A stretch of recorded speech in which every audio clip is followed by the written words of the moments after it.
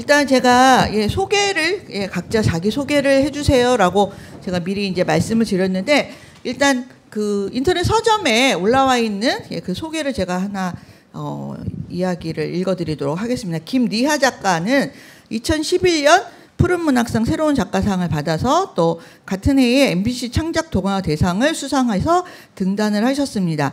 2011년이 뭔가 대운이 터지는 해였나 봐요. 그죠? 그랬던 것 같아요. 상을 2개나 받으셨네요. 그래서 어린이들과 함께 살아가는 행복한 어른이고 싶은 그런 마음으로 동화를 쓰신다고 하고요. 또 어른을 위한 에세이 내가 유난히 좋아지는 어떤 날이 있다를 내셨고요. 또 청소년 소설로는 추락 3분 전이라는 책도 내시고 또 동화는 소리는 끊기 대장, 검은 손길 온라인 그루밍, 발차기만 100만 번, 빨래하는 강아지, 502 학교에 가다, 착한 동생 삽니다, 무시해서 미안해 등을 썼습니다. 라고 인터넷 서점에 올라와 있고요.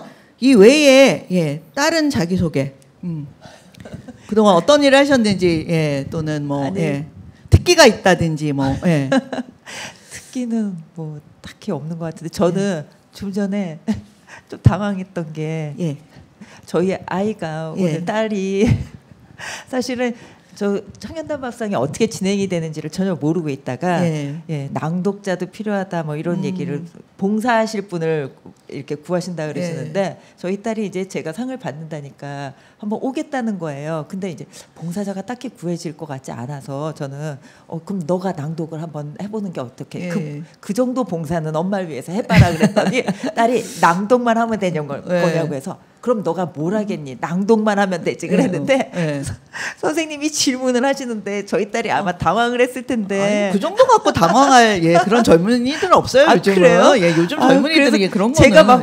화끈화끈했어요. 괜찮으셨죠? 그렇죠.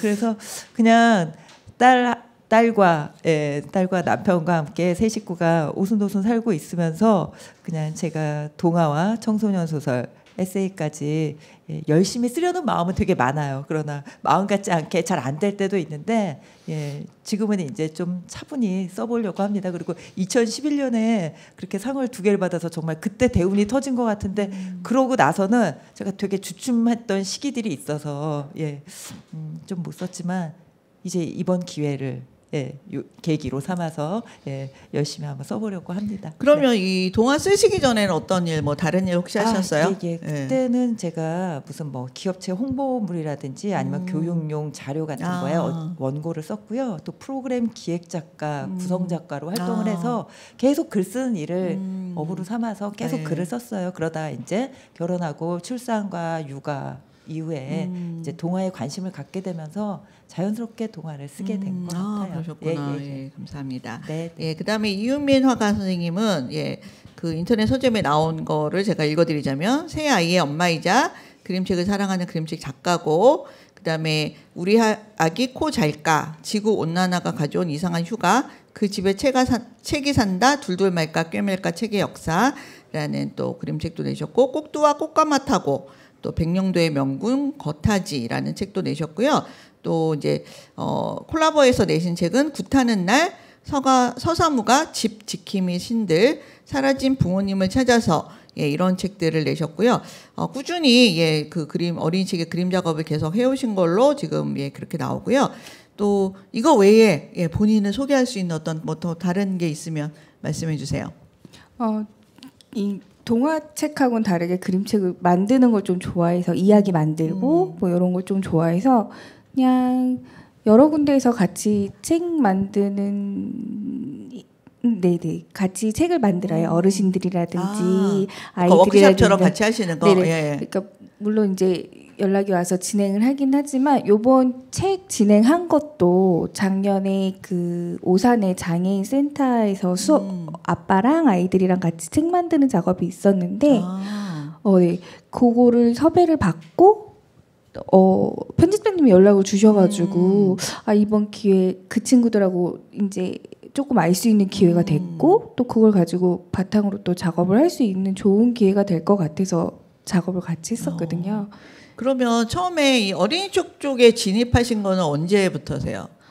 첫 책이 나온 거는 2007년도에 그림을 작업을 일러스트레이터로 했어요. 시작을 하고, 네네. 그리고 이제 둘째 낳고, 약간 쉬는 텀에 이제 첫 글그림이 같이 나왔어요. 네. 실은 근데 그 출산하고 아기 뭐 1명, 2명, 더구나 3명을 이렇게 연달아서 이제 아기를 기르다 보면 실은 그림을 그릴 그 공간을 확보하는 것조차도 쉽지 않잖아요. 정신은 물론 당연히 없고. 예. 원래는 처음에는 제 방이 있었거든요, 작업실이. 지금 집에 180짜리 책상이 하나밖에 없어가지고 식구가 될수록 자꾸 제 자리가 좀 좁아지더라고요. 그래서 결국에는 안방으로 책상이 들어오는 상황이 좀 벌어졌고요. 뭐 시간적 여유나 뭐 가끔 주변 동료들이 이제 물어봐요. 어떻게 애를 셋씩이나 낳고 그러니까. 글그림을 하느냐라고 하면 전 반대로 얘기를 하죠. 이거 안 했으면 나는 뉴스에 나왔을 거다. 그럴 수도 있어요. 내가 여기서 이걸 풀어야 맞아요. 아이들을 마음껏 사랑할 수 있다. 막 이렇게 얘기를 맞아요. 하죠. 그런 점도 있는 것 같아요. 그리고 실은 또 시간이 많다고 작업이 잘 되는 것도 아니에요. 그죠? 없는 시간을 쪼개면 약간 좀 그런 게 이제 야, 이 시간 이거 아까운데 이 시간에 뭐라도 해야지 막. 그 막 그 틈새 시간을 알차게 쓰려고 막 이렇게 막 마음을 먹게 되는 그런 지점들도 있는 것 같습니다. 그다음에 이제 편집자님은 이름밖에 아는 게 없어요. 왜냐하면 인터넷 서점에도 작가와 화가만 정보가 나오지 편집자에 대한 정보는 안 나오잖아요. 그 편집자는 그냥 자기 스스로 고백성사를 하는 수밖에 없겠습니다. 자, 그동안 어떤 일을 하셨고 언제부터 이쪽에서 일하셨는지 좀 알려주세요. 편집 일은 대학 졸업하고 나서 바로 시작을 한 것 같아요. 근데 다만 그게 언젠가요? 2001년이었어요. 2001년. 그러면 이제 계산해 보면 나오죠. 근데 이제 분야를 계속 조금씩 옮겨갔었는데 처음에는 이제 그 인문서, 이렇게 학술서 그쪽 만드는 회사에 있다가 이 문학서를 만드는 쪽으로 이전을 했고, 이 문학서를 하면서 아무래도 아동 쪽에 제가 좀 더 관심이 있다는 걸 알게 됐고, 그래서 종합 출판을 하는 회사였는데 거기서 이제 어린이 책을 좀 더 주되게 하다가 이제 여기 한울림에 오면서 본격적으로 어린이 책만 맡아서 이제 그러면 하게 된 그냥 거죠. 계속 편집자로서의 그 길만 계속 일관되게 걸어오신 거네요. 네네네. 그러셨구나. 그러면 한울림에는 언제 오셨어요? 한 6년 정도 됐어요. 6년 정도요. 그래서 일단 이 시리즈 자체가 한울림 스페셜이라는 브랜드 자체가 장애와 관련된 어린이 책을 계속 내는 브랜드잖아요. 그죠? 그래서 저는 그것도 좀 약간 특이하게 생각을 한 게 출판사에서 이런 브랜드를 따로 만들면서 장애 관련 도서만 내겠다라고 이렇게 결정한 것도 이거는 굉장히 좀 특이한 케이스여서 그쪽 회사 입장에서는 이 브랜드를 어떻게 생각하고 이렇게 컨셉을 정하셨는지 이것도 좀 궁금해요. 이제 대표님이 나와서 말씀하시는 건데 대표님 대신 한울림 출판사는 사실 역사는 굉장히 오래된 출판사예요. 81년도에 생긴 출판사고 사회과학을 내는 출판사로 시작을 해가지고 2000년대에 들어서면서 자녀교육서를 내는 이 출판사로 좀 탈바꿈을 합니다. 그러다가 이제 어린이 책도 같이 내게 됐고요. 한울림 스페셜이라는 브랜드는 저희가 2004년에 런칭을 했는데요. 아무튼 모토는 그거예요. 그 장애 인식 개선에 도움이 되는 책들을 만들어 보자. 우리가 다 함께하는 세상이고 함께 만들어 가야 되는 세상인데 그 오해라든가 편견 이런 것들 때문에 사실 굉장히 힘든 사람들이 있잖아요. 그래서 소외받고 있는 사람들을 이해하고 공감할 수 있는 얘기들을 내보자. 그런 책들을 내보자. 그렇게 해서 시작된 브랜드고요. 이게 이 사회에 꼭 필요한 브랜드일 거야. 근데 돈이 많이 되거나 하진 않을 거야. 하지만 우리가 해야 되지 않겠어? 라는 생각으로 사실 시작이 된 걸로 알고 있어요. 그래서 제가 처음에 이 출판사에 원서를 내고 이렇게 들어왔을 때도 그게 너무 좋았어요. 한울림 스페셜이라는 브랜드가 있다는 거, 이 분야의 책을 계속 꾸준히 내겠다는 생각을 가지고 꾸준히 이걸 밀어붙이고 있다는 그 용기와 이런 것들이 너무 좋은 거예요. 그래서 사실 이 출판사에서 일을 더 하게 되고 더 애정을 사실 갖게 됐던 것 같아요. 이게 쉽지 않은 결정이잖아요, 그죠? 출판사 입장에서. 그래서 이런 브랜드를 따로 하나 이렇게 관리하고 있다라는 거가 저는 굉장히 대단하다라는 생각을 많이 했고요. 그럼 한울림 스페셜에 지금 나온 책이 뭐 몇 권 정도 되나요, 종수가? 제가 정확하게 카운팅을 안 하고 왔는데 한 100여 권 되지 않을까 싶습니다. 꽤 많네요. 그러면 이제 이 책을 기획하실 때는 먼저 기획을 하고 이제 작가들을 섭외를 하신 거예요? 그렇진 않고요. 예. 저희가 하늘리 스페셜이라는 브랜드가 있고 작가분들을 섭외를 하고 싶어도 사실 어렵죠. 이거 글쓰기도 어렵고 하시겠다고 관심은 있으나 해내기 너무 어렵고 하니까 막상 뛰어들지 못하는 생각만 있으시고 분들이 많아서 사실 외서를 많이 진행을 했었어요. 국내에서들도 하고 싶다. 그래서 계속 찾고는 있다. 소문은 막 내지만 막상 원고가 잘 들어오지 않고 했었었는데 섭외도 어렵고 했었는데 그 정란희 작가님이라고 월의 주먹밥 최근에 쓰신 그 선생님께서 내가 아는 작가 후배 중에 너무너무 글을 잘 쓰는 후배가 있는데 장애 관련 책을 하나 쓰고 있다고 얘기를 들었다. 원고를 갖고 있다라는 네, 들었다. 정보를 입수를 하신 거야. 들었다. 내가 그럼 소개를 해줄까요? 그러셔가지고 제가 덥석 네, 꼭 소개해 주세요. 그랬죠. 그래서 그로부터도 이제 몇 달이 지나서 이제 선생님께서 그 시놉시스 줄거리 같은 걸 보내주셨어요. 근데 그 줄거리들 그 차례를 나눠가지고 이런 내용들이 들어갈 거야라는 걸 보내주셨는데 그거 자체만으로도 너무 좋은 거예요. 그래서 그거를 보자마자 제가 대표님실에 바로 가가지고 이건 꼭 계약을 해야 된다며. 대표님이 전체 원고도 아니고 이걸 보고 지금 어떻게 판단을 하느냐 읽지 않으시고 그래서 안 읽어보셨죠. 이거 읽어보시면 생각이 달라지실 거예요. 그래서 그러니 대표님이 1시간 2시간 정도 후에 전화 왔어요. 빨리 올라와봐. 계약하자고. 이거 해야 되겠다고. 너무 글이 좋아가지고 그 줄거리인 게 그래서 진행을 하게 됐습니다. 너무 감사하게도 글을 써주셔가지고 네.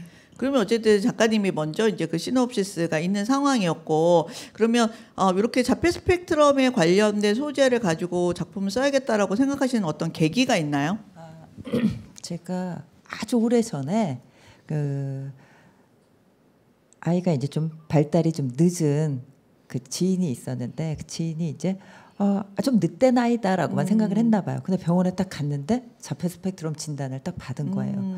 그러니 지인이 완전히 이게 자기 탓, 이건 내 탓, 내가 잘 못 키운 탓으로 너무 힘들어하는 거예요. 절망에 빠지고 그래서 그걸 봤을 때 너무 안타까웠어요. 이게 모두 다 엄마 탓인가 아니잖아요. 그렇죠, 아니죠. 네, 그런데도 섣부른 위로를 할 수 없는 게 잘못하다가는 이게 뭐 빈말이나 또는 뭐 아주 참견처럼 들릴 수 있을 것 같아서 선뜻 뭐 어떤 말도 할 수 없었어요. 그런데 그러면서 제가 그때 든 생각은 아이를 키운다는 게 어쨌든 아이를 키우면서는 불가항력적인 사건 사고가 굉장히 많이 생기잖아요.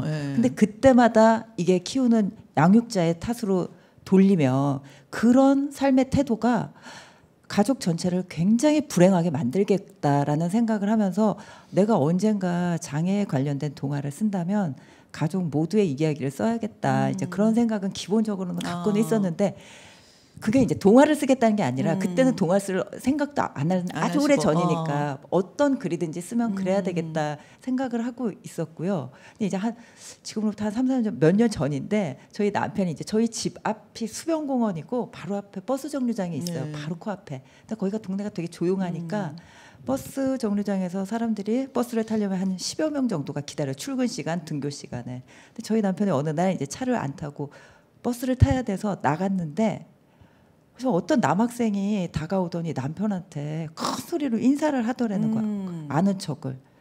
거기 처음 보는 사람인데. 네, 처음 보는 남학생이. 근데 10여 명이 있는데 그들 중에 아무한테도 얘기를 안 하는데 유독 저희 남편만 콕 찍어서 인사를 하는데 그 뒤에도 남편이 어쩌다 버스를 타면 이 친구가 남편을 기억하고 또 와서 인사를 하고. 근데 그 내용은 아저씨 나 오늘 밥 2그릇 먹었어요.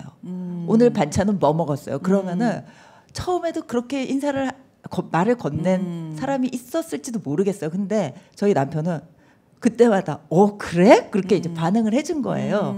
반찬은 뭐 먹었는데 이렇게. 그러니까 거기 이제 버스 정류장에 있는 모든 사람들이 쳐다보지는 않으나 다 귀를 기울이는 거예요. 이 두 사람한테. 뭐라고 대화를 하는지 궁금하니까. 그러면서 이제 남편이 이제 그 뒤에도 차를 안 타고 버스를 탈 때는 그 친구의 등교 시간에 맞춰서 나가려고 시간을 맞춰서 그래서 저도 빨리 나가라 늦는다 그 친구 갔겠다 그래서 남편도 이제 계속 나가서 어느덧 남편과 그 남학생이 버스 정류장 친구가 된 거예요. 예.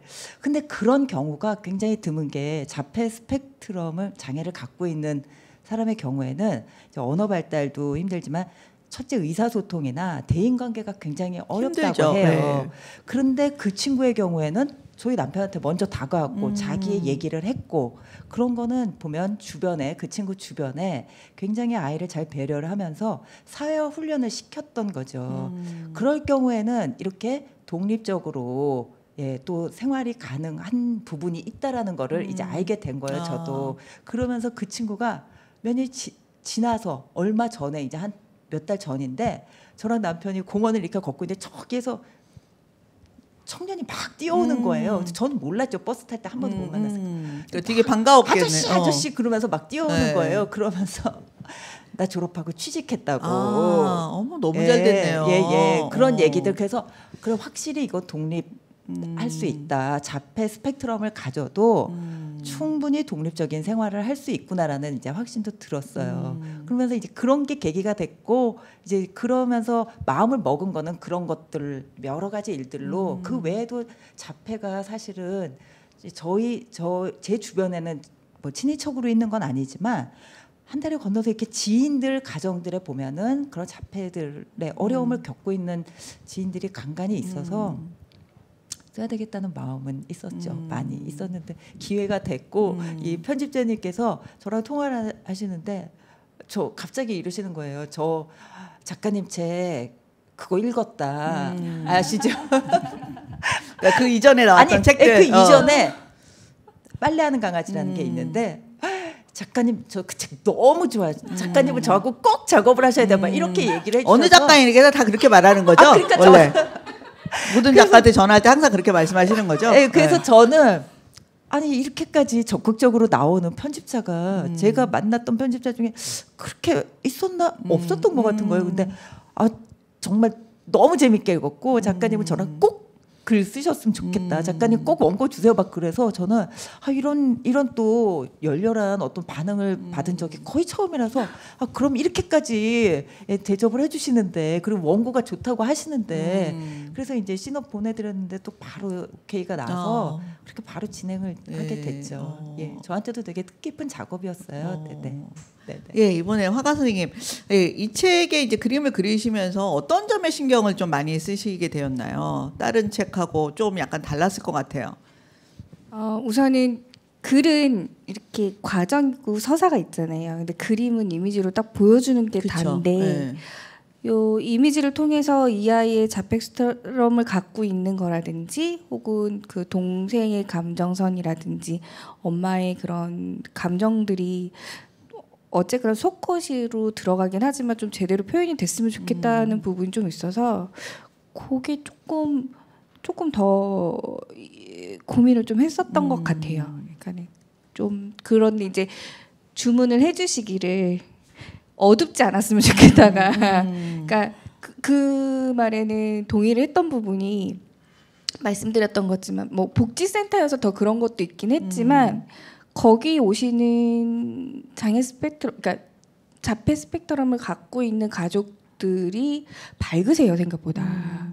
되게 긍정적이고 그리고 그냥 한 아이로서 받아들이고 행복하게 해서 수업할 때 되게 즐겁게 수업을 했었거든요. 그러니까 또 반면에 조금 그런 게 조금 더 보여줬으면 하는 마음으로 작업을 좀 했었어요. 그러면 거기 센터에서 이제 그 장애 가지신 분들하고 이제 이렇게 워크숍 같은 걸 계속 하셨으니까 거기서 봤던 케이스 중에 이런 케이스는 나중에 좀 책으로 따로 내고 싶다 혹시 그런 뭐 케이스가 있나요? 그러니까 여러 자폐 스펙트럼에도 이렇게 여러 종류가 많죠. 종류가 있잖아요. 그 친구 같은 경우는 정말 웃음 하나로 약간 다 거기를 확 분위기를 바꾸는 친구가 있었었거든요. 웃는 거를 잘하는 친구가 있어요. 그러니까 V 하면은 이렇게 하고 막 웃어줘요. 근데 그게 그 순간 그 아이 웃음 때문에 다 전체 웃었거든요. 근데 거기 안에서 거기 아버지나 어머니나 남동생이, 그러니까 남자이고 남동생인데 저는 조금 그 안의 사정은 힘들었을지 모르겠지만 정말 행복해 보였거든요. 그러니까 거기서 느껴졌던 거는 그냥 아이 자체를 순수하게 받아들이고 그냥 가족으로서 함께 할 수 있는 방법을 찾은 가족처럼 보여서 기회가 되면 이야기할 수 있는 기회가 있었으면 좋겠다고 생각을 했어요. 왜냐하면 또 그런 분들을 직접 만나보면 그냥 이렇게 말로 듣는 거하고 또 다른 어떤 것들이 또 눈에 보이기 시작하잖아요. 그래서 그런 게 또 나중에 또 좋은 작품으로 또 이렇게 업그레이드해서 나오면 되게 좋을 것 같아요.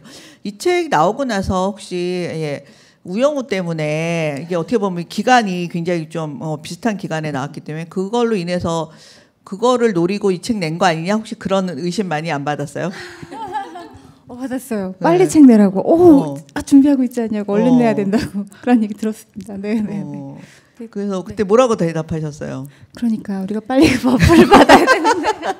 그러니까 이게 우영우 때문에 나온 책으로 아시는데 사실은 작년에 제가 한 4월경에 원고를 이미 넘겼고 그러니까 책을 만드는데 기간이 오래 걸리잖아요. 그렇죠. 그걸 잘 모르는 사람들은 모르는 분들은 야 그거 보고 이거 인기 있으니까 너네도 이거 한 거 아니야 이렇게 충분히 말할 수 있는 사람이 많을 것 같아. 저희가 그림 작업에도 또 시간이 걸리잖아요. 그럼요. 기타 등등. 그러니까 원고 쓰는 제가 작년에 한 4월 5월 그경에 벌써 원고를 넘겼고 그리고 한 1년 넘게 있다가 그쵸. 이게 나온 거니까 사실은 이제 우영우도 그 전에 이미 다 작업을 하셨겠지만 어쨌든 제가 우영우를 따라서 그게 인기가 있다고 이걸 쓴 건 아니거든요. 쓸 그러니까 시간이 안 되지 그렇게. 근데 일반인은 그렇게 의심할 수 있을 것 같아요. 근데 이제 제가 이걸 쓰고 나서는 어쨌든 이걸 쓸 때만 해도 자폐 스펙트럼 장애라는 용어 자체를 굉장히 낯설어하셨어요. 그렇죠. 잘 모르니까. 자폐 이렇게만 생각을 하셨는데 그냥 자폐 아동 그냥 이런 말만 들었죠 우리가. 근데 이제 제가 이 책을 쓸 당시에 이제 자폐 스펙트럼 장애라는 용어를 넣어서 이제 쓴 이유가 자폐라는 게 굉장히 다양한 양상으로 나타나기 때문에 그렇죠. 그거 자체를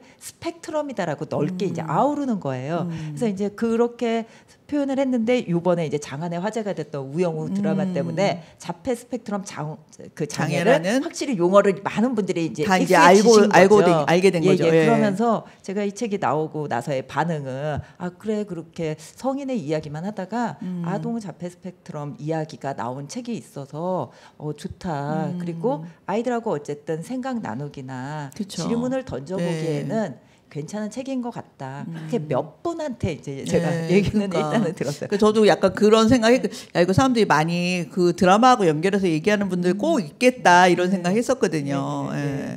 그래서 어쨌든 뭐 어떻게 보면 영업적으로는 그 우연이지만 어쨌든 그래도 도움이 되지 않습니까? 그게 큰 도움이 될 줄 알았는데 그렇지 않았어요. 왜 그럴까? 큰 도움이 되면 좋으련만.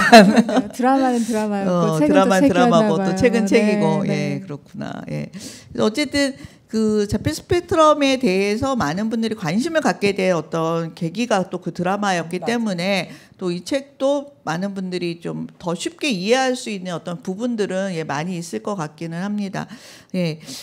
그다음에 또 이제 제가 그 화가 선생님 책을 하나 또 갖고 왔거든요. 그래서 화가 선생님한테 굿하는 날 이런 책이 이제 나와서 여기 그림을 그리셨더라고요. 그래서 이 책도 제가 이제 사인 받으려고 가져왔거든요.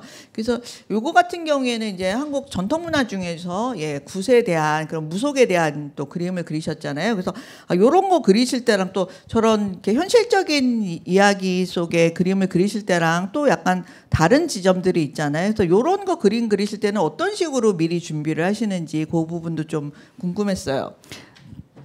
전공 자체가 동양화예요. 동양화 전공이고 첫 책 자체가 꼭두와 꽃가마라고 해서 저승 이야기를 다뤘고요. 그러니까 그 인연으로 이제 굿하는 날을 죄송스럽게도 몇 해 전에 얘기를 해주신 건데 이 책 나온 지 얼마 안 됐던데. 본의 아니게 스케줄이 좀 저도 제 욕심이 있으니까 막 하다 보니까 좀 많이 기다려 주셔서 정말 죄송하게 생각은 하는데 작업 자체는 조금 그러니까 어떻게 설명해야 되지? 동양 신화가 재미가 있어요. 약간 그런 부분에 대한 흥미도 좀 있고 그래서 첫 책 자체가 약간 꽃가마 관련된 그 꽃도 관련된 이야기로 첫 책을 창작을 낸 거거든요. 근데 우선은 그러니까 오히려 이런 그림이 더 편하실 수도 있겠네 그러면. 근데 전통 문화에 관련된 밥만 그림이. 먹다 보면 밥만 먹다 보면 피자도 먹고 싶고 그리고 안타깝게도 작가란 새로운 걸 자꾸 추구하고 싶어 하고 그죠. 방향성을 바꾸고 싶어 했던 부분이 있어서 그거는 이제 내가 가지고 있는 거.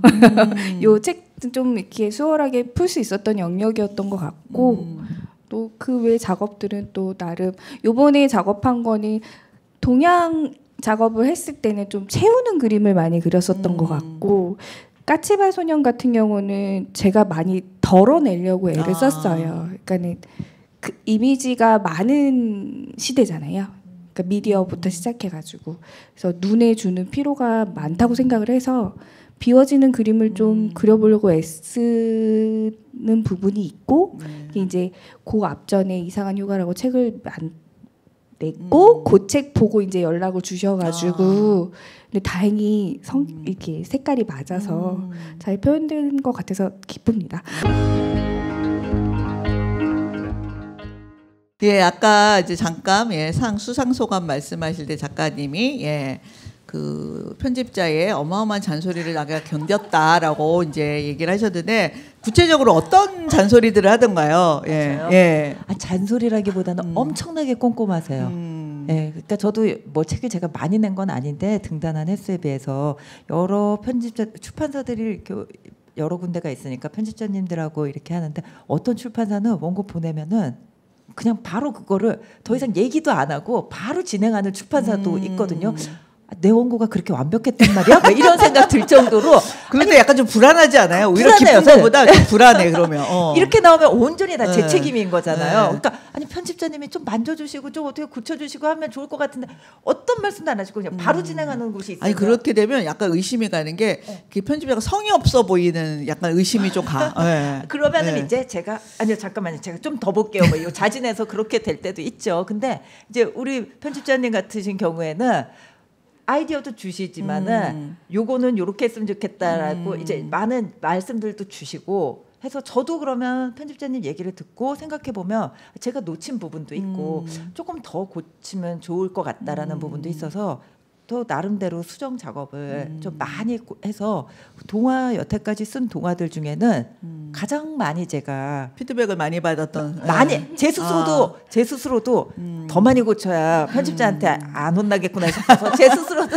많이 검열을 그러셨구나. 근데 그러면서 저도 좀 왜냐하면은 이게 특히나 또 장애 동화잖아요. 그렇죠. 그러면은 제 책이 누군가한테 장애가 있는 분한테는 특히나 더 도움 위로 뭐 제가 거기까지 바라면은 또 너무 큰 마음이긴 하지만 최소한 제 책이 어떤 잘못된 부분이 있어서 상처가 되면 안 되잖아요. 그죠? 그러니까 저도 더 조심하게 되고 편집자님의 의견에 경청하게 되고 그러면서 이제 되게 서로 간의 의견을 많이 주고받아서 저는 편집자님이 굉장히 꼼꼼하셔서 일을 하면서는 굉장히 좋았어요. 그리고 나온 결과물도 만족스럽고요. 그래서 이제 많이 독자분들한테 많이 알려주면 좋겠다 생각했는데 이렇게 뜻하지 않은 청년다밥상을 받으니까 많이 알려질 것 같아요. 이 기회로 또 제가 또 열심히 홍보를 하도록 하겠습니다. 너무 감사드려요. 그러면 이제 편집자님이 이 책을 이제 피드백을 주시면서 가장 약간 좀 신경 썼던 점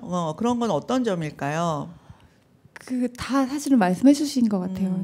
그 누군가에겐 상처가 되면 안 돼요. 그 부분이랑 처음에 선생님께서 말씀해 주셨던 가족의 마음 그리고 형제 자매의 마음 그리고 또 자폐 스펙트럼을 가진 지훈이의 마음도 함께 들어가주면 좋겠다. 그러니까 어느 한 곳도 소홀하면 안 되는 그것들을 다 신경을 쓰다 보니까 이게 또 비장애인들에게 이걸 다가가지 않은 사람들에게도 공감이 되는 얘기가 되니까 그 부분들을 다 신경을 쓰면서 사실은 만드는 거죠. 근데 실은 뭐 우리 가족 중에 장애가 있는 분이 없는 상황에서 그런 부분들을 다 체크하기가 쉽지는 않잖아요.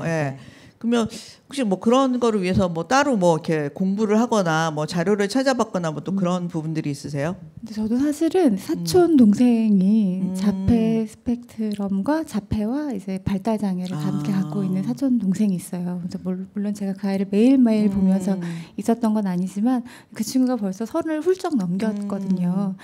그 이모도 받고 그 둘째 동생이니까 형도 받고 이 아이가 자라는 모습도 받고 그 아이를 키우는 동생을 보는 엄마의 또 모습도 받고 마음도 받고 해서 그런 것들도 아마 영향을 미쳤을 거예요. 그래서 좀 더 디테일한 부분들을 좀 더 이해하실 수 있는 부분들이 있으셨겠네요. 아마 그런 면이 있었겠죠. 네, 주변에서 그런 케이스를 또 볼 수가 있었으니까. 그래서 그러니까 이게 진짜 그냥 개념으로 또는 뭐 어떤 자료만 보고 아는 거하고 직접 그 사람들을 대해서 보는 거하고 진짜 많이 다르기 때문에 그러니까 저도 그 푸르메 쪽에서 이제 그 봉사하고 뭐 이제 그런 행사할 때 뭐 또 제가 뭐 강사로 파견도 가고 그러면서 이제 만나면서 아 진짜 이게 장애라는 게 정말 너무 유형이 다 다르구나. 그리고 그 유형마다 다 다른 도움이 필요하구나. 그거를 정말 절실히 느꼈거든요. 그래서 그때 제가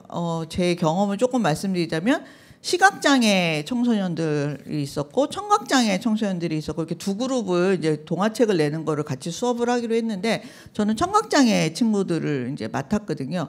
근데 청각장애 친구들이 온다고 그래서 저는 당연히 이제 이 친구들이 수화를 이제 하겠구나라고 생각하고 수화 통역하신 선생님이 오신다 그래서 아 그럼 이 선생님이 이제 수화로 이렇게 다 설명을 해주시겠구나라고 생각을 했는데 막상 그 수화 선생님이 오셨는데 두 분이 오시는 거예요. 그 수업이 2시간인데 그래서 제가 선생님 이렇게 두 분씩 오시지 마시고 이번 주는 선생님 오시고 다음 주는 선생님 오시고 이렇게 번갈아 오시라고 힘드시게 이렇게 매번 두 분씩 오시면 너무 미안하니까 왜냐면 그분들도 봉사로 오시는 분 그때 그 선생님들이 막 웃으시는 거예요. 그래서 왜 두 분이 꼭 같이 오셔야 돼요? 그랬더니 이 수화를 2시간 내내 할 수가 없대 힘들어서 이게 엄청 힘이 든대요. 그래서 한 분이 하시고 그 다음에 연결해서 다른 분이 하셔야 2시간 수업을 하신다는 거예요. 그래서 그것도 몰랐고 또 이 선생님이 수화를 열심히 설명하시는데 저쪽에 있는 2명은 이 선생님을 쳐다봐야 되잖아요. 그래서 선생님이 수화를 하시면 안 쳐다보는 거예요. 그래갖고 이제 저는 또 속이 타가지고 야, 너 왜 선생님 이거 수화하시는데 왜 안 쳐다보냐고 이제 막 이렇게 선생님 제발 제 선생님 안 쳐다보잖아 막 일렀어. 그때 그 선생님이 또 웃으시더니 쟤네들은 수화를 몰라요 그러는 거예요. 요새는 이제 수어라는 말을 쓰죠. 근데 그때만 해도 수화라는 말을 썼었는데 쟤네들은 수화를 안 배워서 몰라요 그러는 거예요. 그래서 아니 쟤네 청각장애면 당연히 수화를 배우는 거 아니에요? 저는 그렇게 생각했던 거죠. 청각장 그리고 더군다나 그 청각장애 애들이 다니는 그 특수학교 다니는 학생들이니까 아니 왜 학교에서 수화를 왜 안 배워요? 쟤네들 다 그 특수학교 다니는 애들 아니에요? 그랬더니 쟤네들은 구화학교를 다녀요 이러시는 거예요. 그래서 그건 또 뭐예요? 그랬더니 거기는 일부러 수화를 안 가르친대요. 그러면서 유치원 때부터 입모양을 보고 말을 하게끔 계속 훈련을 시킨다는 거예요. 그래서 어눌하지만 말을 하게끔 하고 사람들 입모양을 보고 말하는 걸 알아듣게끔 그렇게 계속 훈련을 시킨다는 거예요. 그래서 수화를 배워버리면 수화에 익숙해지면 구화를 안 하려고 그런다는 거예요, 애들이. 그래서 거기는 아예 처음부터 수화를 안 가르친대요. 그래서 아니 그러면 그래서 저는 그때 너무 놀래. 청각장애 애들도 수화를 못하는 애들도 있구나. 그것도 처음 알았고 얘네들은 구화를 배워서 입모양을 보고 그 말하는 거를 계속 훈련을 받는구나. 이제 그런 학교가 따로 있다는 것도 그때 처음 알은 거예요. 그래서 아니 그럼 그 왜 수화를 안 가르치는 그런 컨셉의 학교가 따로 있냐 그랬더니 수화를 배우면 일단 정확하게 표현하는 거는 더 유리한 부분들이 많이 있대요. 근데 이 친구들이 이제 고등학교까지는 그 특수학교가 있는데 그 학교를 이제 졸업하고 나면 그다음에 이제 일반 사회에 들어가서 일반인들을 만났을 때 수화를 할 줄 아는 사람을 만날 확률은 정말 한남대나 다녀도 한 명도 못 만날 확률이 훨씬 많죠. 그러니까 하다못해 뭐 가게 가서 뭘 살래도 뭐 무슨 물건 어디 있어요라고 물어볼래도 수화로 말해봐야 아무 소용이 없다라는 거예요. 어느래도 말을 하는 게 훨씬 더 일상생활에 훨씬 더 필요하기 때문에 수화하는 사람들끼리 만났을 때는 좋겠지만 실은 평생 수화하는 사람들만 만나면서 살 수는 없잖아요. 그러니까 이 친구들이 사회에 나가서 적응해서 살려면 어느래도 소리를 내서 말하는 법을 배우고 그리고 사람들 입 모양을 보고 말하는 걸 알아듣게끔 그렇게 수업을 하는 게 더 유리한 부분이 있기 때문에 구화학교에 다니는 학생들이라고 말씀을 해주셔서 또 그 얘기 들어보니까 좀 이해가 가는 거예요. 그래서 이게 또 굉장히 다른 영역들이 있구나. 그리고 그 중에 한 명은 청각장애가 있는데 일반 학교를 다니는 고등학생이 하나 있었어요. 근데 그 친구 굉장히 똑똑한 친구였는데 그 친구는 거기서 반장까지 한다는 거예요. 그래서 너는 그럼 일반 학교 다니는데 별로 어려움이 없냐 그랬더니 어려움이 있긴 있대요. 그래서 어떤 게 어렵니? 그러니까 선생님이 칠판에 돌아서서 뭘 쓰면서 설명하면 자기는 못 알아듣는다고. 그래서 그럴 때는 친구가 필기한 걸 보고 자기가 옆에서 본다고 그렇게 얘기를 해주셔갖고, 그래서 그때 저도 그 친구들 이제 또 시각장애 있는 친구들도 옆에서 보고 청각장애 있는 친구들 보면서 이게 그냥 청각장애가 아니구나. 청각장애도 뭐 여러 저기가 있고 또 시각장애도 전맹이 있고 또 그 아주 약하게 조금 보이는 또 그런 친구들은 모니터 화면에다 글씨를 이만하게 크게 띄우면 또 보이는 친구들이 있고, 그래서 굉장히 다양한 그런 장애들이 있기 때문에 옆에서 우리가 뭔가 도와주려고 했을 때 실은 그거를 정확히 알지 않으면 도움을 줄 수 없는 상황이 될 수도 있다라는 거를 저도 그때 이제 좀 깨닫고 그 이후에 더 이렇게 그런 부분에 대해서 책이 나오거나 했을 때 굉장히 좀 유심히 보는 편이었거든요. 그래서 어쨌든 이제 우리 주변에 점점 그런 장애를 가진 친구들이 많아지고 있고요. 또 특히 이제 정신적인 이런 장애를 가진 어린이들이 점점, 그러니까 제가 뭐 더 관심을 가져서 그런 건지 정말 통계적으로 더 많은 어린이들이 그렇게 태어나는 건지는 잘 모르겠지만, 제가 예전에 봤던 수보다 훨씬 더 많은 어린이들이 그런 정신적인 장애를 가진 친구들이 점점 많이 늘어나는 거를 저는 좀 느껴가지고 그런 부분에 있어서 우리가 사회가 공동으로 뭔가 좀 대처해야 되는 부분도 있지 않나 이런 생각도 또 하기도 했습니다. 그래서 이 책이 더 저한테 좀 더 의미 있게 다가온 부분도 있었던 것 같아요. 또 이제 편집자님 입장에서 한울림에 투고하고 싶은 분들을 위해서 우리는 이런 원고를 기다린다. 광고.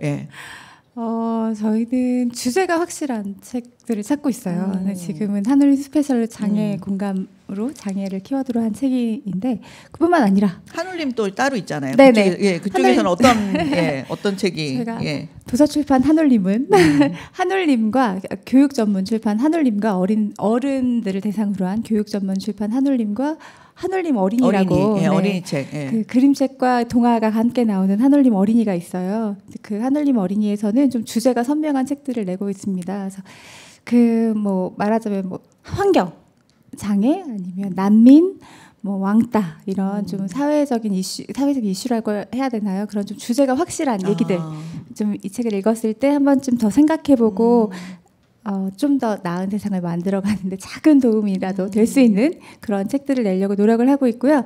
그리고 한울림 스페셜에서는 아까 말씀드린 것처럼 장애를 키워드로 한 그런 책들을 내고 있습니다. 그래서 투고를 해주실 때 연령의 제한은 없고요. 다만 이 책이 이 사회에 왜 꼭 나와야 되느냐 하는 이유를 가지고 있는 책이라면 어떤 원고든지 저희 다 환영입니다.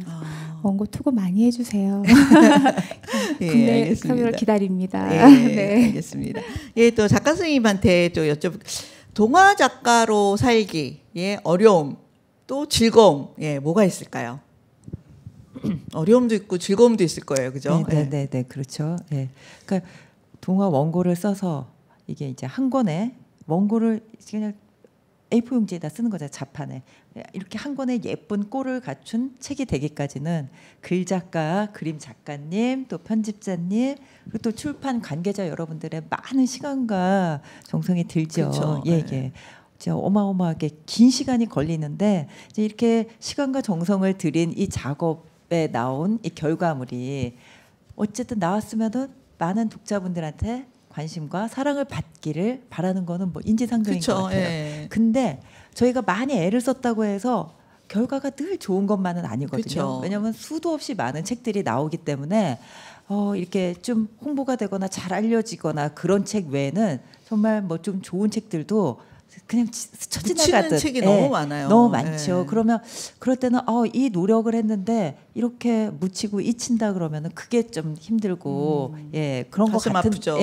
그런 생각이 안타깝죠. 그런 마음이 들지만 그럼에도 불구하고 제가 이렇게 또 계속해서 또 쓸 수 있고 그런 거는 동화를 쓰는 게 너무 좋고 동화를 쓰는 저도 좋고 근데 일단은 책이 한 권 이렇게 딱 나올 때 제 이름이 이렇게 딱 딱 이렇게 들어가 있으면은 지금도 이렇게 딱 책을 받는 순간 약간 막 두근두근하고 설레고 그래요. 그래서 애인을 만나는 것 같은. 나는 이걸 좋아하는구나.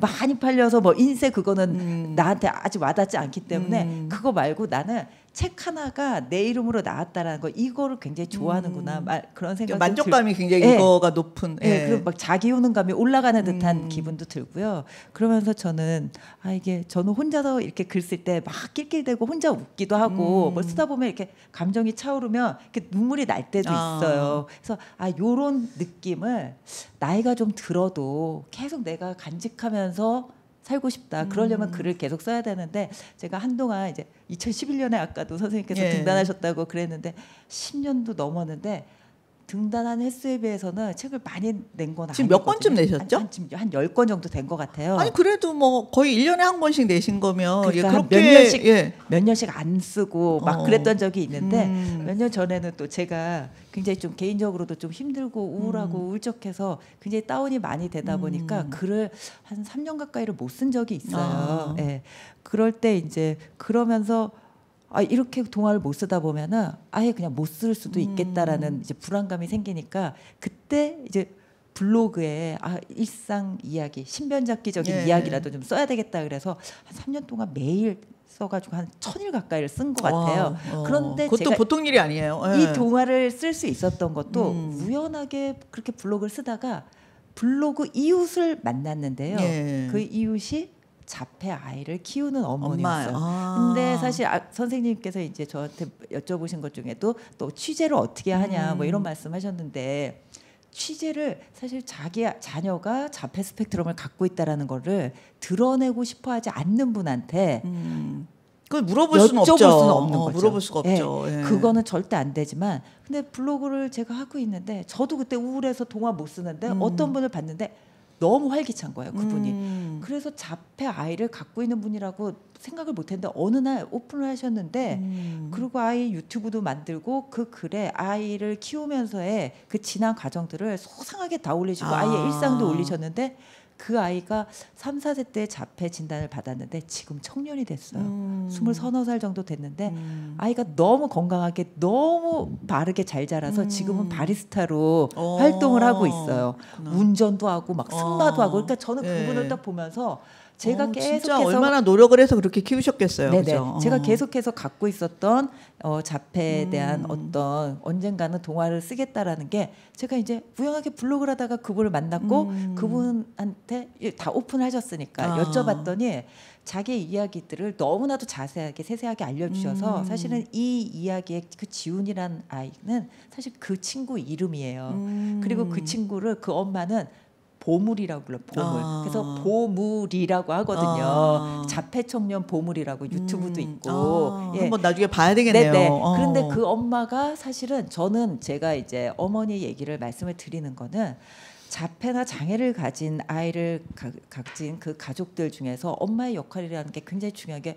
엄마들은 그렇대요. 나의 아이가 장애가 걸렸다라고 하면 자기가 생각하는 이상적인 아이의 죽음이라고 받아들이는 엄마들이 있대요. 그러니까 그거를 중재하는 역할도 의사도 굉장히 중요하고 의사 선생님도 하지만 저는 그런 역할을 사회 전반적으로 다 해줘야지 된다. 그렇다면 이런 동화도 필요하고 선생님 말씀하신 것처럼 아까 그런 프로메 재단이며 다들 필요한데 저는 그때 이 블로그에서 본 그 이웃분 엄마의 역할이라는 게 상당히 중요하다고 생각하는 게 이 엄마가 너무 건강해요.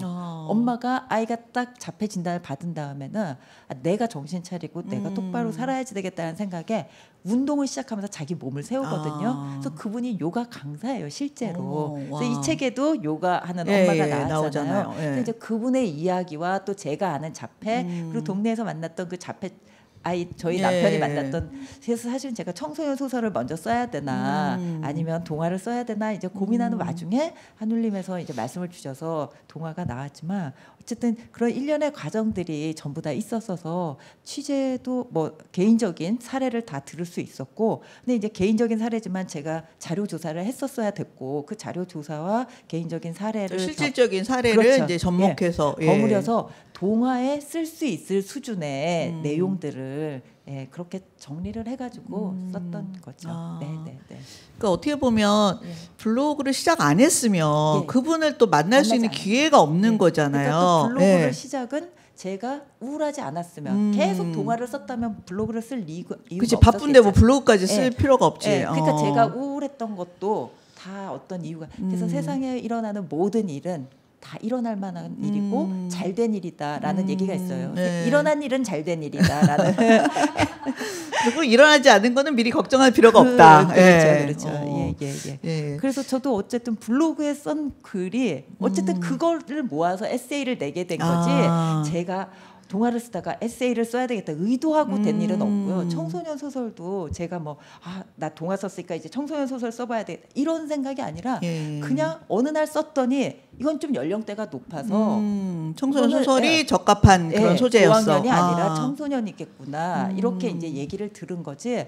한 번도 제가 쓰면서 요거 써봐야 되겠다 저거 써봐야 되겠다 그런 거는 아닌 것 같아요. 근데 어쨌든 꾸준히 쓰다 보니까 그게 어딘가에 닿고 또 꾸준히 쓰다 보니까 그게 또 무엇과 연결되고 이제 이런 부분들이 있는 거네요. 굉장히 중요한 지점인 것 같아요. 그러니까 어떻게 보면 글 쓰는 사람은 이게 내 글에 대해서 확신이 없어도 꾸준히 쓰는 거 그게 어떻게 보면 가장 큰 힘이 된다라는 생각이 또 드네요. 자, 또 우리 화가 스님한테 또 여쭤볼게요. 이렇게 그림책이 요새 인기가 너무 많다 보니까 그림책 작가가 되겠다라는 그런 이제 젊은 친구들이 엄청 많잖아요. 그리고 또 그런 수업도 굉장히 많고. 근데 이제 그런 친구들에게 해주고 싶은 어떤 이런 거 준비하는 게 좀 필요해. 이런 건 조심해야 돼. 혹시 그런 충고? 좀 해주고 싶은 말씀 있으시면? 이상적인 이야기를 해드릴까요? 현실적인 현실적인 얘기가 필요하지. 이상적인 얘기를 하시는 분은 워낙 많아.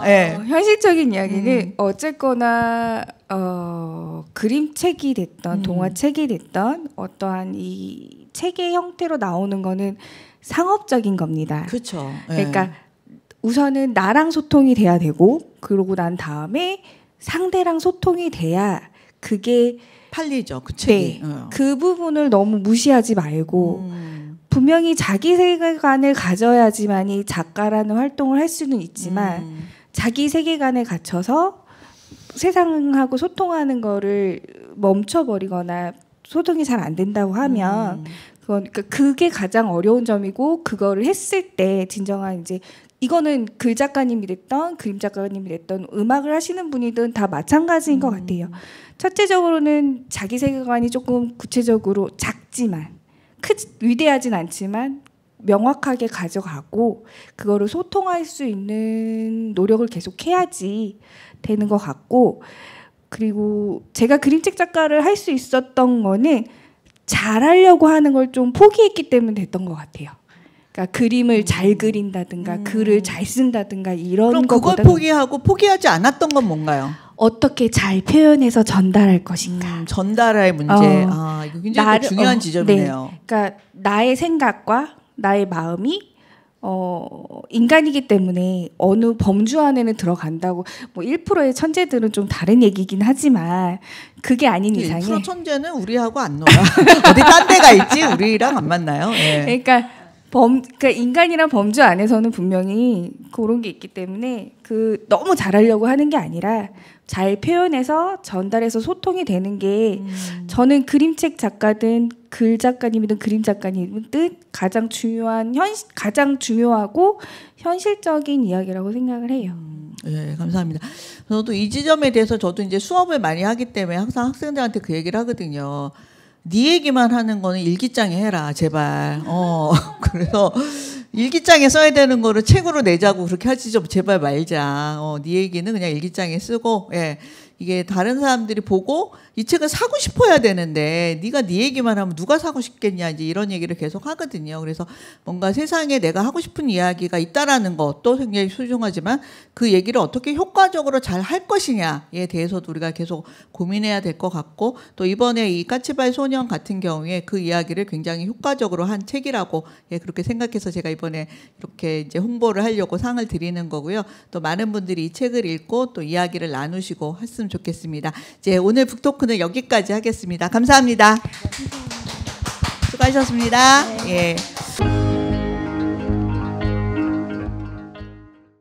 오늘 21회고요. 그래서 매달 한 번씩 원래는 이제 제 작업실에서 조그맣게 하다가 선능 아트홀이 후원을 해주시는 바람에 이렇게 넓은 곳에서 또 그리고 북토크까지 하게 되었고 또 책앤TV에서 촬영을 와주셔서 또 이게 기록이 또 계속 남을 수 있게 이렇게 해주셨습니다. 그래서 많은 분들이 후원을 해주셔서 이 행사가 가능한데요. 그러니까 일단 여기 장소를 제공해주신 선능아톨, 그다음에 책앤TV, 또 오늘 이제 이 책에 선정된 책의 출판사에서 또 많은 후원을 해주셨습니다. 한울림 스페셜 출판사요.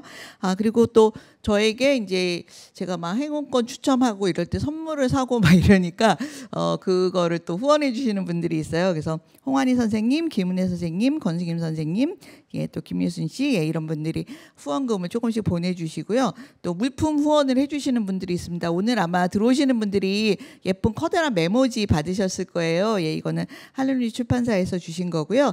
또 이따가 상 받으시는 분들에게 또 몽카르 비누라고 또 고급 비누를 선물로 드립니다. 그래서 그런 또 물품 후원도 예, 주시면 다 받고 있으니까 예, 앞으로 많이 보내주시기 바랍니다. 오늘 이 청인당 밥상 북토크는요 21회인데 그러니까 작년 1월부터 시작했습니다. 예, 그리고 뭐 굉장히 소박한 예, 상금이 없어요. 예, 상금이 있으면 참 좋을 텐데 상금은 없고요. 예, 제가 읽은 책 중에서 어떻게 보면 이제 뭐 저한테 오는 책이 정말 나오는 그 출간되는 책에 비하면 정말 아주 뭐 한 100분의 1쯤 저의 눈에 들어오겠죠. 근데 어쨌든 제가 읽은 책 중에서 제가 좀 재미있게 읽었고 또 많은 분에게 소개하고 싶은 책을 예, 한 권 뽑아서 예, 상을 드리고 칭찬하고 그래서 궁극의 목적은 이 책을 홍보하는 겁니다. 그래서 이 책을 홍보해서 더 많은 분이 읽었으면 좋겠다 싶은 책을 제가 골라서 예, 상을 드리는 거라고 생각하시면 되겠고요. 그래서 근데 왜 더 좋은 책도 있는데 왜 이 책을 뽑았어? 뭐 이렇게 생각하시는 분도 있겠지만 너무 유명한 책은 제가 굳이 홍보 안 해도 되기 때문에 예, 그런 책은 제가 제외하고 또 이미 그 작가가 예, 너무 인지도가 너무 높은 분은 제가 굳이 뭐 상을 안 드려도 돼서 예, 그런 책도 또 빼고 예, 이렇게 하고 있고요. 그리고 일단 그림책하고 동시집은 제외하고 예, 나머지 책 중에서 글책 중에서 제가 예, 선정을 해서 뽑고 있고요. 그래서 또 많은 그 그림책 작가분들이 항의를 많이 하셨어요. 왜 그림책은 왜 안 주냐? 그림책도 줘라 막 이렇게 하셨는데 실은 제가 2013년부터 2019년도까지 매달 그림책 읽는 아이라는 행사를 했었습니다. 그래서 그때 이미 제가 그림책 응원을 충분히 했다고 생각을 해서 지금은 이제 글책을 응원하는 이런 행사를 하고 있습니다. 그래서 앞으로도 또 좋은 책이 있으면 저에게 넌지시 귀뜸을 해주시면 또 제가 읽어보도록 하겠습니다. 오늘 이제 선정된 책은요 여기 있는데 까치발 소년이라는 책입니다. 그래서 이 책을 선정한 어떤 뭐 이유를 말씀드리자면. 일단 소재가 요즘 많이 관심을 갖고 있는 자폐 스펙트럼에 관련된 그런 소년이 나오고 그리고 그 소년과 함께 살아야 하는 가족들의 어려움이 함께 등장을 합니다. 그래서 저는 그 부분이 굉장히 중요하다고 생각을 했습니다. 저도 이제 그 푸르메 어린이 재단이라고 거기에서 많은 장애 어린이들을 많이 그동안 봐왔고 거기서 행사도 여러 번 했었고 그리고 초창기 때부터 거기 후원 회원이었기 때문에 거기서 많은 그 장애 어린이들, 장애 청소년들을 많이 보았는데요. 그때 그 장애 청소년들을 볼 때 가장 힘들었던 분들이 그 장애 청소년 어린이들을 길러야 하는 어머니들의 어떤 고통을 옆에서 많이 봐왔고요. 또 그리고 그 다음으로 눈에 들어온 게 그 형제 자매들이었어요. 그래서 어떻게 보면 이제 부모님 입장에서는 아픈 애한테 신경을 써야 되다 보니까 그러니까 아프지 않은 애는 어떻게 보면 그냥 네가 알아서 잘 해줬으면 좋겠고 너는 건강하니까 괜찮고 이러면서 그 아이들이 소외되는 그 부분들을 굉장히 많이 보았습니다. 그래서 이 책에 그런 부분들이 굉장히 잘 나와 있었어요. 그래서 이거 나도 생각했던 부분인데 이거를 잘 표현해줘서 참 좋다라고 생각을 해서 이 책을 제가 선정하게 되었습니다. 오늘 일단 시상식 먼저 간단하게 하려고 하는데요. 저희가 이제 상장을 준비를 했는데 그 전에는 제가 제 손으로 썼더니 너무 글씨가 안 예뻐서 요새는 동화나라 책방을 운영하시는 그리고 동화책과 그림책에 대해서 연구를 많이 하시는 정병규 선생님 글씨가 좀 특이하세요. 그래서 정병규 선생님이 이거를 써서 이렇게 보내주시고 있습니다. 그래서 제가 이렇게 받아서 상장을 드리고 있고요. 일단 이거 세 분에게 그리고 이 상의 특징 중에 하나는 작가와 화가와 편집자 세 분에게 상을 드리는 그런 컨셉이에요. 그래서 이렇게 한 이유 중에 하나는 제가 이제 어린 책 바닥에 들어와서 일한 지가 30년이 좀 넘었는데 책이 좀 이렇게 유명해지면 그 책의 작가는 뭐 덩달아 인지도가 올라가는데 그 책에 그림을 그린 분이라든지 편집자분들은 항상 뒤에 숨어 있고 그분들을 이렇게 칭찬하는 경우가 많지 않았어요. 그래서 저는 그거는 옳지 않다라고 생각을 해서, 왜냐하면 이 책 한 권을 만들기 위해서 실은 수많은 분들이 애를 써주시는데 작가만 주목받을 서는 안 된다고 생각을 했어요. 그래서 거기다가 예쁜 그림을 그려주신 분, 또 그거를 기획하고 만들기까지 애써주신 편집자도 굉장히 큰 노고가 있기 때문에 그분들을 함께 칭찬해야 된다고 생각을 해서 세 분에게 상을 드리고 있습니다.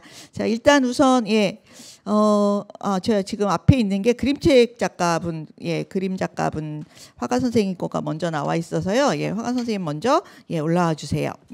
이윤민 선생님이십니다.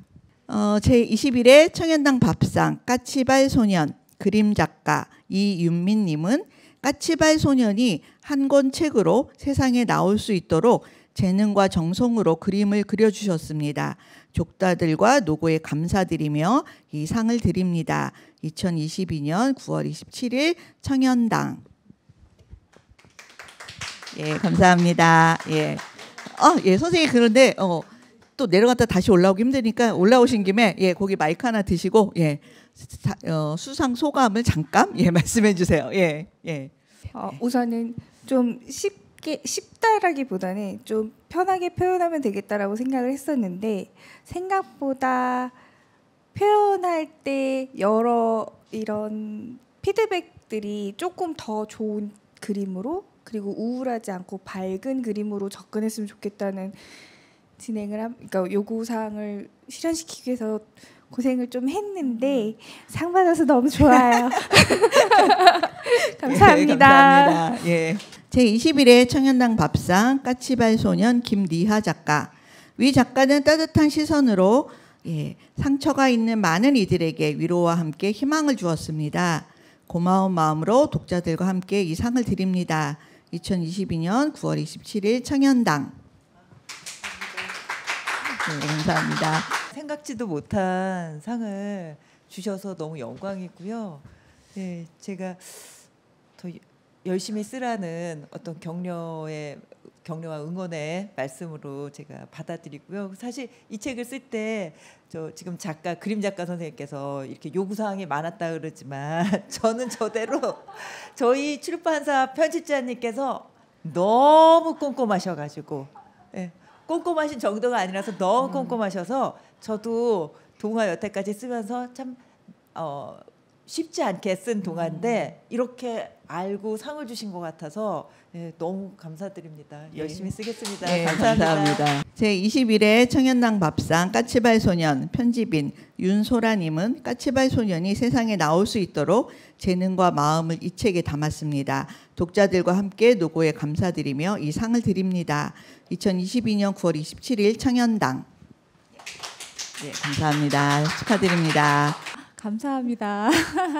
사실 편집자는 그냥 그림자처럼 두 작가님들께서 좋은 책 이렇게 만들어 주시면 그냥 도움만 드리는 존재인데, 이렇게 상을 받는 건 정말 처음 있는 일이어가지고 어떻게 이런 일이 나에게? 그래서 굉장히 떨리는 마음이어가지고 사실 어제 잠도 잘 못 잤어요. 그래서 굉장히 퀭한 눈으로 멍한 머리로 여기 왔습니다. 아무튼 너무 좋은 기회와 좋은 이런 상 주셔서 너무 감사드리고요.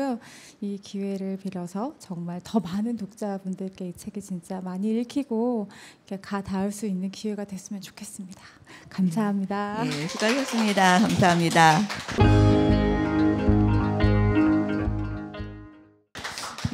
이번에는 이 작품의 한 대목을 이제 낭독하실 건데요. 그래서 오늘 낭독은 특별히 작가님의 따님이 준비를 해주셔서 더욱 의의가 있을 것 같습니다. 낭독해 주실 분 올라와 주세요. 황정우. 까치발로 친구 마음 보기. 가은이를 비롯한 지은이네 반 친구들의 증언과 담임 선생님의 중재로 지은이 엄마와 민재 엄마는 서로 화해를 냈다. 그리고 며칠 후 국어 시간에 지은이네 반은 동시 따라쓰기를 했다. 지난번 소란으로 제대로 하지 못한 수업이었다. 선생님이 아이들에게 동시집을 한 권씩 나누어주며 말했다. 마음에 드는 동시를 따라 쓰면서 친구들과 이야기 나누고 싶은 부분을 발견해 보세요. 아이들은 각자 동시를 읽으며 짝꿍들과 이야기하기도 공책에 또박또박 적어 내려가기도 했다. 선생님, 까치밥을 왜 참새랑 까마귀랑 직박구리가 먹어요? 까치밥인데요. 진우가 손을 들더니 질문했다. 진우가 읽은 시집에는 까치밥 이야기가 나오는구나. 선생님이 웃으며 말하자 아이들 몇몇이 고개를 갸웃했다. 까치발? 까치발을 먹어? 아니, 발이 아니라 밥. 까치밥. 까치밥? 까치도 밥을 먹어?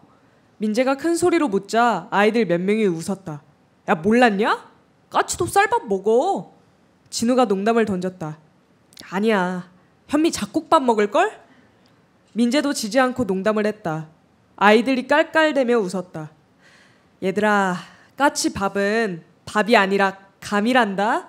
옛날부터 조상들은 감을 딸 때 다 따지 않았어요. 한겨울에 배가 고플 까치들을 위해 몇 개씩 남겨두었죠.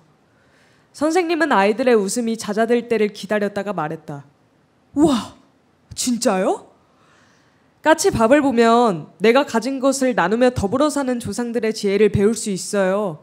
그러니까 까치도 혼자 먹지 않고 참새, 까마귀, 직박구리들이랑 같이 먹는 거겠죠? 선생님, 제가 가진 동시집에 까치발이 있어요. 예진이가 동시집을 번쩍 들어보였다. 까치와 관련 있는 동시가 줄줄 나오네. 오늘 좋은 소식이 있으려나? 선생님이 웃으며 말을 이었다. 까치가 울면 반가운 손님이 온다는 속담 알죠? 반가운 소식을 기다리는 마음으로 예진이가 시 낭송을 한번 해볼까요? 꾀꼬리 같은 목소리로. 선생님, 이왕이면 까치 같은 목소리라고 해주세요. 진우의 말에 아이들 모두 까르르 웃었다. 다 보이는 까치발. 까치발 했더니 다 보여. 담장 너머 고양이, 담장 너머 장미 넝쿨. 까치발 했더니 전부 다 보여. 토라진 네 마음, 속상한 내 마음. 내 눈에 쏙쏙 들어와. 까치발은 눈 밝은 발. 발에도 눈이 달렸나 봐. 예진이는 동시를 낭송하면서 뒤꿈치를 들었다 내렸다 하며 까치발을 했다. 몇몇 아이들도 자리에서 일어나 예진이를 따라 까치발을 들었다. 까치발이 보통 발이 아니구나. 발에도 눈이 달려서 그렇게 다 볼 수 있었던 거네. 선생님이 미소 지었다. 선생님, 지훈이도 까치발 잘해요. 그래서 무지개도 잘 찾고 새들도 금세 찾아요. 가은이가 지훈이의 빈자리를 보며 말했다. 가은이의 말에 선생님과 아이들 모두 지훈이 자리로 고개를 돌렸다. 민재와 진우의 표정이 진지해졌다. 지훈이는 피부염 때문에 며칠째 결석하고 있었다. 맞아요. 지훈이는 까치발도 잘하고 박수도 잘 치죠. 우리가 무심하게 지나쳐버리는 것도 아주 잘 발견하는 재주가 있어요. 선생님, 그럼 우리도 까치발하면 뭐든 잘 발견할 수 있어요? 예진이가 눈을 반짝이며 물었다. 그렇지 않을까? 까치발로 까치밥 보기도 잘할 수 있을 것 같은데. 자, 우리가 까치발로 또 뭘 잘 볼 수 있을까요? 아이들이 와 웃으며 너도 나도 한마디씩 하기 시작했다. 까치발로 선생님 흰머리 보기. 까치발로 급식 메뉴 보기. 까치발로 농구 골대 보기. 까치발로 코딱지 보기. 진우가 까불거리며 코 파는 신용을 했다. 왁자지껄 아이디어를 내는 아이들의 목소리가 잦아들기 시작하자 선생님이 말했다. 까치발로 마음 보기. 선생님은 아이들 한 명 한 명의 얼굴을 찬찬히 살피며 말을 이었다. 우리 까치발로 마음 보기를 해봅시다. 다음 주부터는 지훈이가 돌아오니까 지훈이 마음도 봐주세요. 까치발 한다고 놀리지 말고 박수 친다고 오해하지 말고. 우린 모두 친구니까요. 알겠죠? 네, 선생님. 아이들이 큰 소리로 외쳤다.